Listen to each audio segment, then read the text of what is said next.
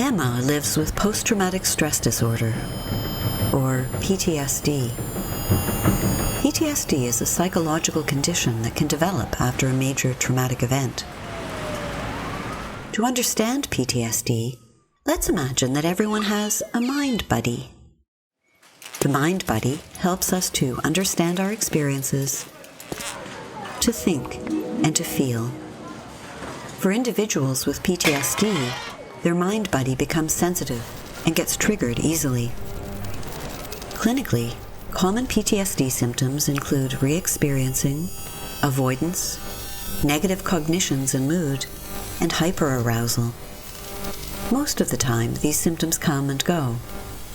After a significant trauma or multiple traumas, the individual's perspective about their safety, trust, and self-esteem changes, and they may have a hard time trusting others and controlling their emotions. They might start blaming themselves, others, or the world for not preventing the trauma from happening. For Emma, certain reminders could trigger negative psychological and physical symptoms. For example, shopping carts bumping into each other could trigger a traumatic memory of her accident, causing her to relive it. This is what happens to Emma's body when she is triggered. The hypothalamic pituitary adrenal axis, also known as the HPA axis, is the main organizer of the body's response to stress. Upon stressful events, a molecule called corticotropin releasing factor, or CRF, is released by the hypothalamus. This stimulates the production of downstream stress hormones. Usually, the release of CRF will stop once the stressor is gone. However, due to her PTSD, Emma is experiencing repeated stress events daily, so CRF is always present in her body. This puts Emma's other body systems in a constant fight or flight mode, causing her to be always on guard, easily startled, and watchful. She tries to find ways to avoid these negative emotions, and one coping strategy is substance use.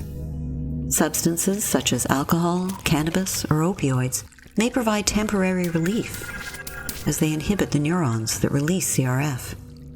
Many substances also allow the user to avoid thinking about the trauma and to suppress emotion. This explains why Emma feels calm after drinking. However, as she continues to use more alcohol, her body starts to develop tolerance. This means the receptors in her body tuned to a particular substance become less responsive. Therefore, Emma finds she must take larger and larger doses to feel the same mood effects as before. This may lead to heightened arousal states that prolong PTSD by increasing the release of CRF. Long-term consumption of substances may lead to physical dependence and the risk of developing substance use disorder, or SUD. SUD has several impacts on an individual's life, including worsening financial and relationship problems. For Emma, this means she often misses work and withdraws from important family events. She drinks more alcohol to cope with these additional stresses, creating a vicious cycle. PTSD and SUD often co-occur. This co-occurrence is associated with a more severe and more complex clinical course than either disorder alone. But there is hope for Emma. Although the recovery can be challenging and there may be setbacks, treatment can retrain Emma's brain. Avoiding substances and seeking help for PTSD are the first steps. Trauma-focused therapy can help Emma to process negative emotions and feelings. When this is difficult, mindfulness practice trains Emma to tolerate negative emotions. Medication may also help reduce stress reactions and enhance therapeutic efficacy. Emma has begun treatment. Fortunately, she is having a very successful experience.